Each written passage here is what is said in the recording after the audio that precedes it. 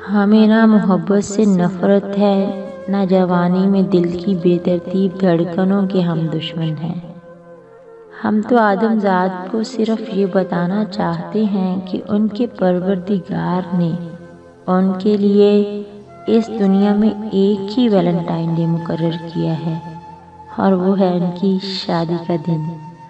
और हम आदमज़ादी को बताना चाहते हैं कि तुम औरत ज़ात जो ठहरी, तुम्हें ये ज़ेब देता है कि इज़्ज़त पे हर्फ आए, मोहब्बत नाम का दब्बा तेरा दामन जलाए तो मोहब्बत से मुकर जाना हया जाने से बेहतर है किसी लड़की का मर जाना।